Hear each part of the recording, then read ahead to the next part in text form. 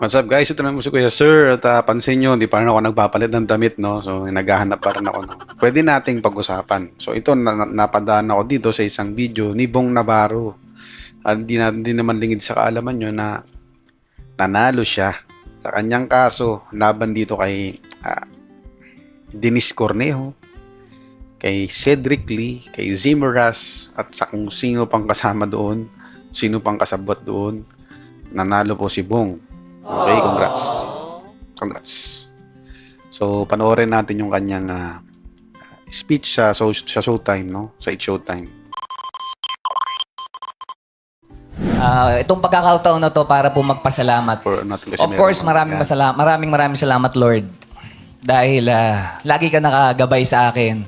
Sa rami ng pinagdaanan ko sa buhay, nandiyan ka. Ikaw ang naging sentro ko. At napakatotoo mo. Kaya maraming salamat. And of course, maraming salamat po sa RTC Taguig Branch 153, kay Judge Ben at sa lahat po ng staff ng court sa ibinigay niyo pong justice sa akin na matagal ko na pong pinagdadasal. Mantakin nyo guys, yung kaso na yan, more or less 10 years na yan eh. Teka lang, tingnan natin. Bong Navarro, Denise Cornejo case. Tingnan natin kung kailan to ayan guys, oh. Tingnan natin, oh. Ayan. The decision comes after a 10-year legal case way back January 2014 pa. Okay. So 10 years yung kaso, buti nabigyan pa ng ng hustisya. Kung yung matatandaan guys, nag-trending yan before, no, nag-aaral pa ako noon 2014. So ito ay nangyari doon sa condo ni Denise. Allegedly ito ay may nangyari sa kanila, di ba? At itong grupo ni Denise Cornejo ay niyari itong si Bong, no? Nabigyan, kumbaga, doon sa may mga CCTV footage yan. Hanapin nyo na lang, no? So, nung time na yon, unang-una kong baka kasalanan talaga ni Bong kasi unang-una ang balita noon ay nag-iisa lang si Denise doon sa kondo na yon. Pero allegedly meron palang kasama, okay, nasundan at doon na nangyari yung insidente. So buti na lang talaga, as in minsan kung isipin natin, sabihin natin na mayaman naman yan, mananalo yan. Kumbaga, mayaman din yung kalaban, guys. Mayaman din yun.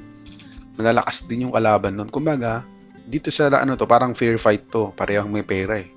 Kumbaga, pero unfortunately, kung sa ibang tao nangyari to, wala. Dead may batas dito. Seryoso ka. Salamat po ng marami. And of course, marami pong salamat sa aking legal team, kina Attorney Alma Malyonga, Attorney Bon, Attorney Chris, Attorney Jock, Attorney Hazel, Attorney Olive, Attorney Mariel, and Attorney Justin sa hindi niyo po pagbitaw at pagsama sa akin hanggang sa huli. Daming At maraming salamat po sa attorney. ABS-CBN, Sir Carlo, Tita Cory, Sir Mark, Sir Gabby, Ma'am Charo, FMG, Direk Loren. Dahil since day one, nandiyan po kayo. Lagi po kayong nakasuporta sa akin at naniniwala kayo sa akin. At maraming salamat po kay Direk Chito, Street Boys, sa mga kaibigan ko, sa mga Quiz Wednesday Club dahil palagi kayo nasa tabi ko. Hindi niyo po ako iniiwan at pinapabayaan. And of course, sa mga naniniwala sa akin, maraming salamat po din po, Sir Louie. Showtime family. Maraming salamat kasi hinahabaan niyo yung pasensya niyo. Kasi minsan lutang ako. Roller coaster pinagdaanan ko, ang hirap explain, pero minsan sabaw ako dito eh. Pero nandiyan kayo, kahit yung mga bitaw ko, mga hirit ko is sablay, papuntang norte, papuntang south. Di ko alam, pero nandiyan kayo to support me. Dahil alam kong mahal na mahal niyo ako. We love you, Grace. We love you. Salamat. And of course, sa family ko, Nung nga pala guys nung una guys, nung nalaman kong ganyan, may kasong ganyan si Bong, nung una talaga, honestly, naniwala ako na meron siyang mali. Okay? Siya yung may kasalanan, kumbaga. Pero as years came by, no, ang dami ng taon na lumipas, naisip ko na okay na siguro wala siyang kasalanan kasi nga tinatanggap siya ng tao eh. Kumbaga tinatanggap siya ng katrabaho niya. Kasi sino ba naman sa dami ng kapalibot kay Bong, yan, binanggit niya na nga mga attorney, mga ano, sa mga boss niya, mga katrabaho niya, friends niya. Ikaw ba naman guys, masamang tao ka, lahat yun, paniniwalaan ka. May sasablay dun. Imposibleng wala. At saka take note, yung mga binanggit niya, ang dami nun. Mga, hindi mo yun makakausap isa-isa na panigan niyo ako. Okay? Hindi niya masasabi. It means, from that point on, okay na yun. Kumaga, okay yun sa kanila kasi nga alam nila na si Bong ay ito. Naniniwala sila na ganyan siya, na mabait siya, na ganito siya. Nagkamali lang siya ng galaw na tinahak pero hindi niya yun magagawa dun kay Denise. So, feeling ko talagang nasa justice talaga yun. Kumbaga, justice was served. Okay? Kay Ice Bruno at sa dalawa kong nanay, kapatid ko, pamangking ko. Salamat dahil naging matatag kayo kasama ko. Salamat sa pagmamahal ninyo. And of course, kay Tanya, nako, marami akong pagkukulang sa iyo, pero Tanya pala yung hindi mo ko partner niya. iniwan.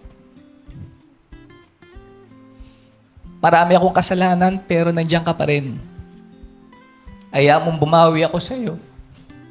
Sa abot ng aking mga kaya. Hanggang sa huling sandali ng buhay ko. Mahal na mahal kita. Salamat.